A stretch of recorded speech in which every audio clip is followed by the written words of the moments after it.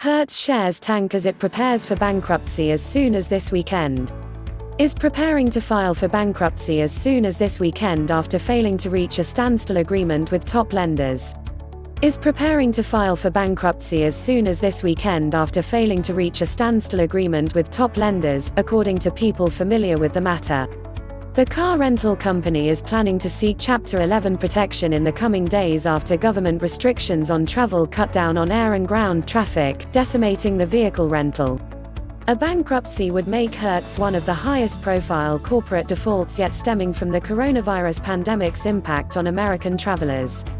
The car rental company is planning to seek Chapter 11 protection in the coming days after government restrictions on travel cut down on air and ground traffic, decimating the vehicle rental. The fallout from COVID-19 has hit the rental car companies doubly hard because their operations are reliant on two industries, automotive and travel, that have been pummeled. Hertz, based in Estero, FLA, missed a lease payment last month and convinced creditors to wait until Friday evening before declaring a default. Creditors refused to grant another extension, people familiar with the matter said. The creditors had asked for upfront compensation from the company in exchange for a further extension, but the two sides couldn't come to an agreement, one of the people said. Hertz is saddled with roughly $19 billion of debt, made up of $4.3 billion of corporate bonds and loans and $14.4 billion of vehicle-backed debt held at special financing subsidiaries. Shares of Hertz, down 82% this year, fell 7.5% Friday to $2.84. The company has spent years trying to restructure its business, struggling with competition from peers including Enterprise Holdings Inc. and Avis Budget Group Inc., as well as upstart ride-sharing companies like Uber Technologies Inc. In recent months, both Hertz and Avis have cut executive pay and resorted to furloughs and job cuts, with Hertz laying off about 10,000 employees in North America. After a 2005 leveraged buyout by private equity firms, Hertz went public in 2006, and activist investor Carl Icahn, who started acquiring shares in 2014, now owns more than one-third of the company and has placed 3 of his representatives on the board. The company has blown through 4 chief executives in less than a decade.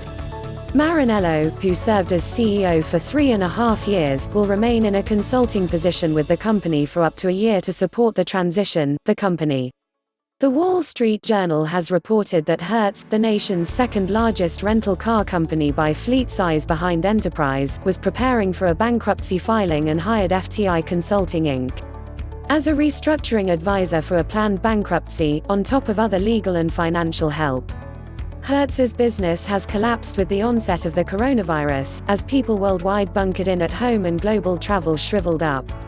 The pandemic has diminished automotive traffic in the US, squelched car sales and cut into rental reservations at Hertz.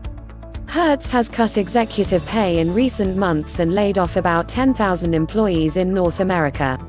Marinello said the coronavirus pandemic created a major business disruption as global travel demand dropped to almost zero in the US. Any bankruptcy would be complex given the company's vast debt and corporate structure. Like Avis and some other rental car companies, Hertz doesn't own its vehicles. The company leases its rental car fleet, about 770,000 vehicles in total, from separate financing subsidiaries. The lease payments are earmarked for investors that own bonds backed by the fleet. Founded in Chicago in 1918 and originally known as Rent-A-Car Inc., Hertz opened its first airport car rental facility at Midway Airport in 1932. And later Ford Motor Co., which sold Hertz to a buyout group led by Clayton Dubilier and Rice in 2005 for $5.6 billion.